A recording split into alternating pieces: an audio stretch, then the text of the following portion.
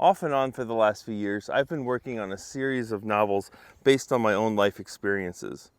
Fictionalized as they are, they still ring true. At least that was the goal. But somewhere along the way, I'd hit a snag in the road. Something was wrong with my books. But what was it? I couldn't quite put my finger on it. That is, until I read My Struggle by Karl Ove Knausgaard. My Struggle is a 3,600-page Romana Clef novel, or is it a memoir? It depends on who you ask. At any rate, this lightweight travel novel fits conveniently in my largest backpack and went with me everywhere I went for 2 months. So now, having read it, I know exactly what my novel needs. So let's go back to the bookshelves and talk about it. Join our hands together and we'll sink in quicksand. Run it out together till we misunderstand. Adopt a life of silence on a trim scrap of land, or reconsider living on the other hand. Hey, what's up friends? Thanks for watching Gronsky Books. Like I said in the intro, today we are talking about My Struggle by Karl Ove Knausgaard. Let me just excavate this book from my backpack here. Backpack, backpack, backpack, backpack. On the backpack loaded up with things and knickknacks too. Karl Ove Knausgaard published My Struggle between 2009 and 2011. Now this is written as a memoir, but it reads primarily as a novel, even though it kind of lacks sort of traditional novel form. And if you don't mind, I don't really want to hold these books up the whole time I'm doing the video. So I'm just going to set them down, because this is one heavy book.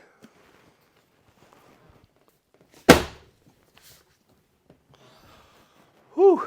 At least on the surface, none of these 6 books establish the 3-act structure, or any kind of cogent structure for that matter. At one point, we're preparing a lobster for dinner, and we go on a 100-page digression into something completely unrelated, only then to come back and finish preparing that lobster. The magic trick here is that we're so absorbed in the digression that we hardly notice it. Each book tackles a different era of Knausgaard's life, so there is structure among the books as a whole. In fact, taking a giant step back and looking at the whole work in aggregate, it's plain to see the shape of things. Characters surge out of the shadows after being absent for 1,000 pages. Dovetails a lifetime in the making. But each book ebbs and flows between memories, and it made me feel like I was floating on my back in a heaving ocean. I get the distinct sensation that Knausgaard was writing off the cuff most of the time, but it's through this freedom of expression that we were afforded some really terrific books. Now, concerning the classification of My Struggle as a novel or a memoir, Knausgaard tells Publishers Weekly that it's possible we understand life as a novel because we've read novels. We are shaping the world into fiction, into stories, on absolutely every level. And what should a novel do? Discover that and explore that, instead of being straightforward. But whatever Knausgaard's motivations were from writing at the outset, it's clear that he brought his own life into focus by writing about it. I mentioned in the intro that reading these books helped me identify a problem in my own writing. But what was the problem? What was the solution that I found in these books? First, I need to tell you what My Struggle is even about. The first 5 books are among the best autobiography or Romana Clef novel that I have ever read in my life. And it's not just the phenomenal quality of Knausgaard's prose. It's his storytelling.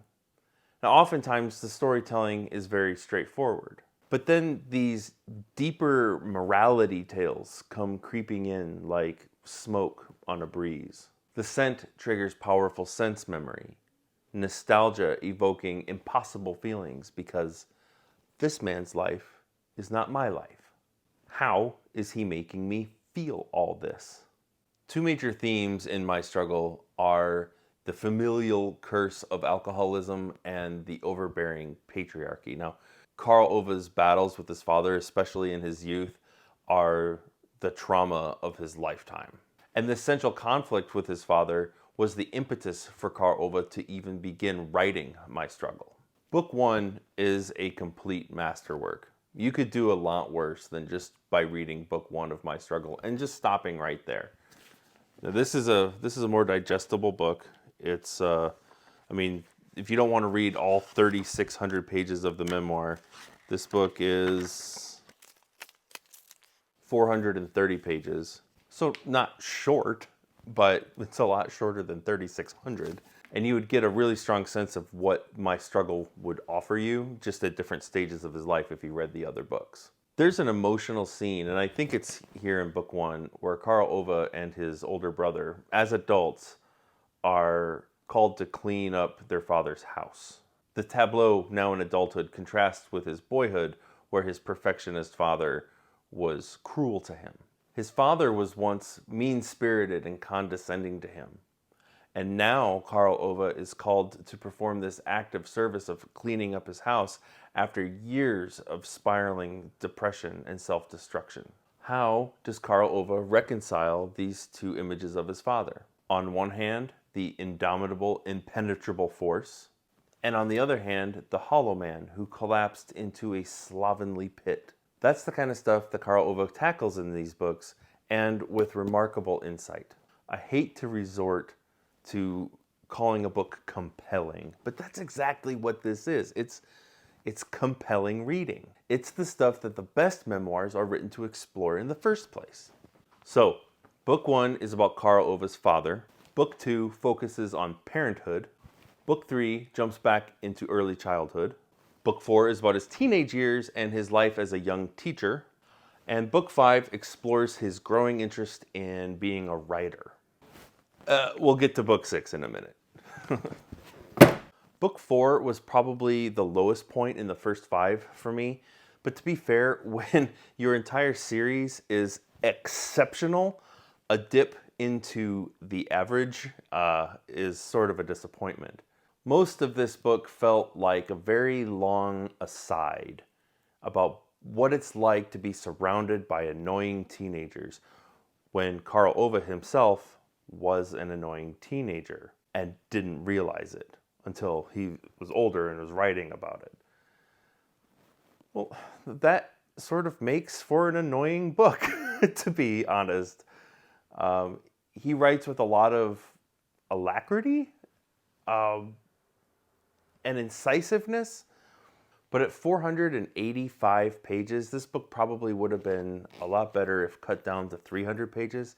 It would have cut some redundancies and made for a tighter narrative. Okay, so one thing that stood out to me in these early books is that Karl Ove is a lot colder to his fellow human beings than I am.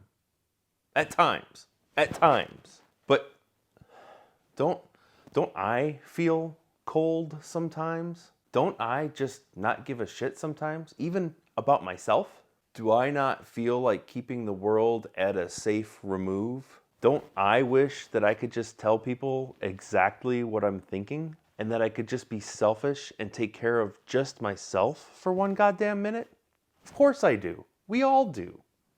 I just don't like to admit it. But Karl Ove not only acknowledges this side of his character, but he at times reveals so many distasteful aspects of his character that I thought he wanted me to hate him, but I never did.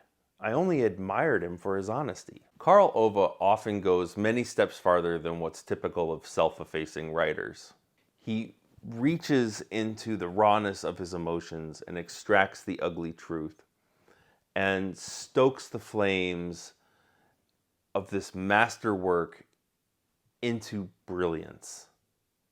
Brilliance, yes, brilliance. So that being said, now we get to talk about book 6. It's basically a drum. 1,152 pages. Did book 6 need to be this frickin' long? Now, while the beginning and end of this book are nominally memoir in content, they feel more like a protracted epilogue to the rest of the series, especially the beginning of this book. Karl Ove writes this kind of desperate follow-up to the fallout of the publishing of the first 5 books, especially the first book. You see, Karl Ove's uncle Gunnar has taken exception to the way that Karl Ove has written about his father in these books. His father, the alcoholic and the emotionally abusive tyrant. Uncle Gunnar, his brother, doesn't remember him being that way. And maybe this is a willful black spot on his memory, or maybe he's just embarrassed. But either way, he's threatened legal action against Karl Ove. And this has got to be very stressful for Karl Ove and his publishers and his family. And this is a big deal for them. This is a big deal for them. I didn't care. It felt like I was reading the very longest magazine interview. I mean, it just went on and on and on. And until we got about halfway through this book, Uncle Gunnar's complaints seemed to be the only reason that this book existed at all. I mean, I really could have done without all that family-style tabloid melodrama. Now, to be fair, some critics have said that Book 6 is the most ambitious novel ever published. Largely because of all that stuff with Uncle Gunnar, it becomes sort of a meta-analysis of the first 5 books. But I disagree. From the standpoint of this reader, it was just long and tedious and far from the thought-provoking standards he'd set for himself in the other books. I mean, look how big this thing is. This is a, remember Blogger? Remember when Blogger was a thing? Like, this is just a blogger gone wild. Knausgaard gives himself over to the worst writing impulses by just writing down everything that comes into his mind. And the rest of these books are so good that I guess his editors were just like, well, he's the genius. We're going to let him determine what goes into the book. And I don't know. I don't know if that's what happened. I mean, I like to think of myself as a very tolerant reader. I make a lot of room for experimental prose in my reading. But the first half of this book was almost unbearable. And I almost quit. But I'm glad I didn't. So after the prolonged Uncle Gunnar episode, Knausgaard hits us with essays on art and poetry, and famously about Hitler as a disaffected youth. Now, I really enjoyed this 400-plus page essay section. It's some of the best essay writing I've ever read. But at first, I didn't understand what business this essay had doing in my struggle at all. Like I said, only at first. I started reading interviews with Knausgaard on the internet. There are a lot of interviews. He did a lot of interviews after the release of this book. He was sort of a media darling in the literary world anyway, after the publication of this book. It's a shame that it took me 10 years to read it, but I finally got around to reading it. But I came across an interview with Morten Hoy Jensen, writing for the LA Review of Books. And I'm going to read this paragraph to you. It's a little bit long, but stick with me, because this explains a lot. This explains why a 400-page essay about Hitler shows up in this man's memoir. Okay? This is important if this matters to you at all. If this sounds weird to you, this matters. Knausgaard shows us Hitler before he became Hitler, when he was just a bitter, self-taught, music-binging young man from the lower classes with delusions of grandeur, the son of a tough, abusive father. Knausgaard repeatedly emphasizes the many ways in which Hitler was merely typical of his time, and even goes so far as to suggest that Hitler's youth resembles my own.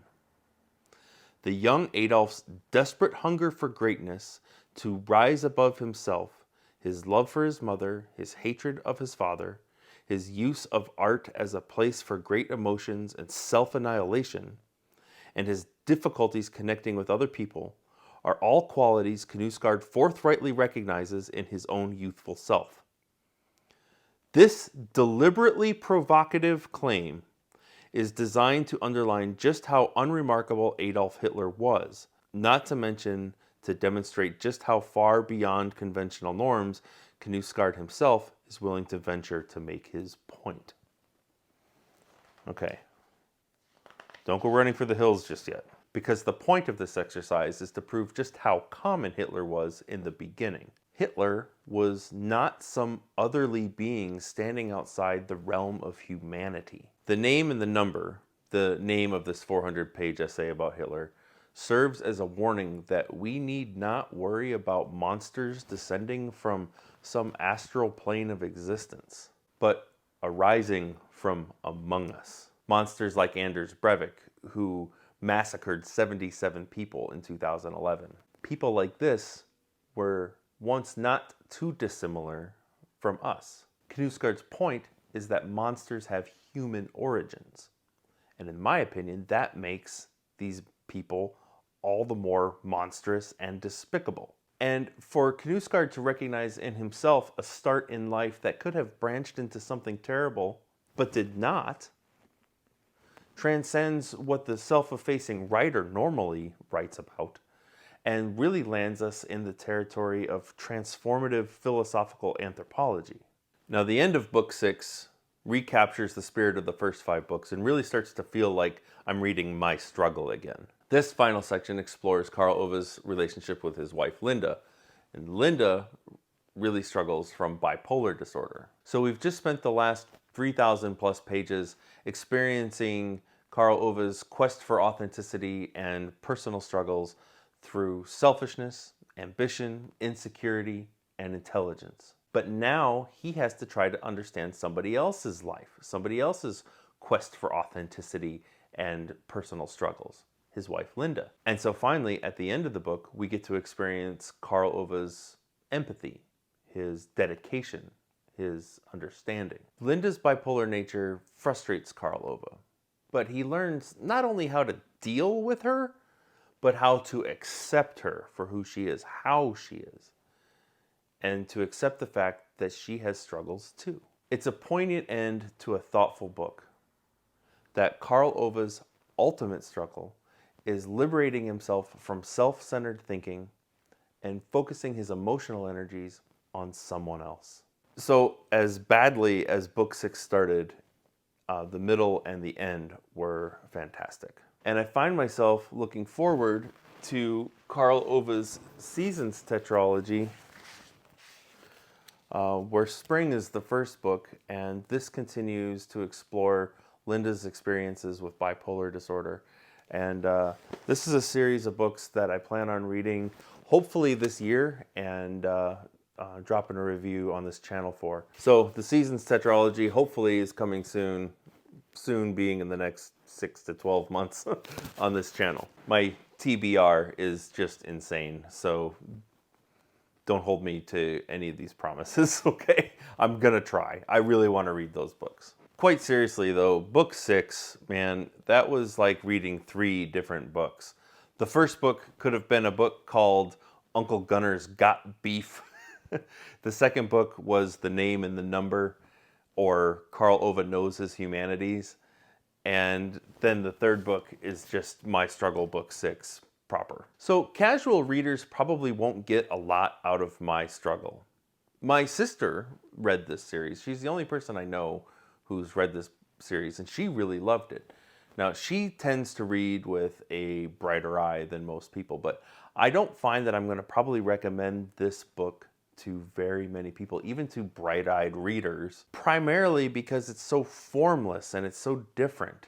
It's not that I wouldn't recommend this book to a reader, it's just that there's an asterisk on that that says you would have to be able to embrace the chaos of a narrative experiment, a very long narrative experiment.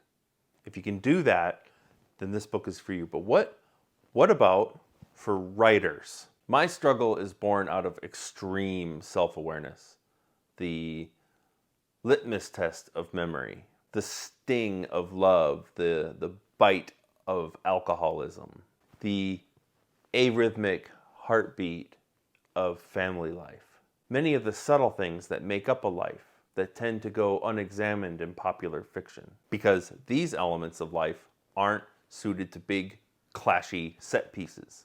But like I said before, Knausgaard continuously tries to convince you that he is a vile, repugnant, cold-hearted, lustful, selfish man deserving of all life's struggles. But he's just being honest about his all too human impulses. In the end, I don't think he's all that different from any of us. He just writes with more emotional and intellectual openness and honesty than I have ever read from any other writer.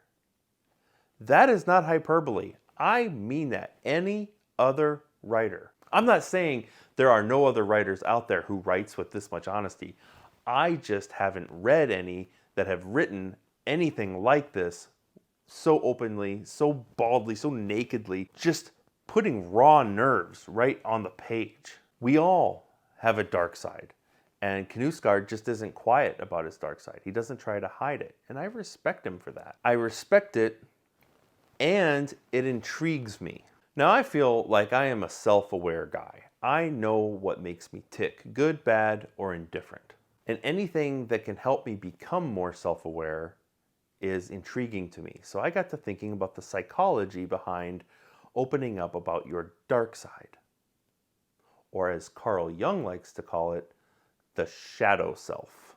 Carl Jung's theory is that we all harbor a shadow version of ourselves within us. A side of our character we seldom admit to, even to ourselves. This shadow conceals repressed feelings, personality traits, emotions, or memories that are too difficult to accept. So many of us never do. This shadow self grows as we get older and learn to judge ourselves as others have judged us. This leads to repressed feelings and memories. We so often deny the shadow self because it runs contrary to the image of ourselves that we try to project into the world. But that denial doesn't make it any less real. But there's hope. Because Carl Jung believed, and it's since basically been proved, that by exploring this shadow self, you can work through the repressed sides of your character and achieve a kind of internal peace. Now, I'm just a guy. I am not any kind of therapist or medical professional, and I'm not pretending to be. But if you are interested in finding out more about this subject, you can Google the term shadow work, and the internet will turn up a world of useful information for you. And just, I feel like this goes without saying in this day and in this age, just be careful where you get your information on the internet, and take everything that you read with a grain of salt. Carl Jung is not my guru, and neither are his followers or any of his sycophants, but reading about the shadow self really helped me. And so here it is. I had written 3 personal novels, but something had gone wrong. What was it? I realized that I hadn't even written one of them with an ounce of the self-awareness that I live my life with. In fact, not only had I not taken the opportunity to examine my life by writing about it, but I had actively hidden key aspects of my character behind fictions. So I was fictionalizing these books. I wasn't writing a memoir. But the important parts, the whole reason you base a novel on your life in the first place, I was hiding that stuff behind fictions. I was writing with a kind of timidity that I wasn't even aware of. So ever since reading My Struggle and being exposed to Knausgaard levels of brutal honesty and open frankness, I've been going over all 3 of my manuscripts and really looking inward, examining my shadow self, and trying to approach these current drafts without fear, without timidity. This new approach has breathed life into my work, and I will never be the same writer after reading My Struggle. So whether you view My Struggle as a memoir or a novel, it's really hard to peg down at first, or even in retrospect. This is actually the second time that I've recorded this video because the first time I missed the boat completely. Knausgaard built this memoir with a disorienting structure. And it's 3,600 pages, so it's a disorienting superstructure. Opening to page 1 would not be unlike walking into, say, the Pentagon with the lights turned off. Some doors lead to interesting rooms, and some doors lead to other long hallways filled with other doors. The only thing visible in the hallway is a blazingly bright exit sign. You can close the book anytime you wish. But I never did, not until the very end. Every room discovered and fully explored. Okay, that's it. Thanks again for watching Gronsky Books. You can follow what I'm currently reading on Instagram. That's at Gronsky Books. You can find me there. And of course, you can like and subscribe and do all that stuff that everybody says in every video. But thanks for watching. That's what I appreciate the most. Getting to the very end of the video is the thing that makes me the happiest. So thank you for getting to this point of the video. I'll see you in the next one.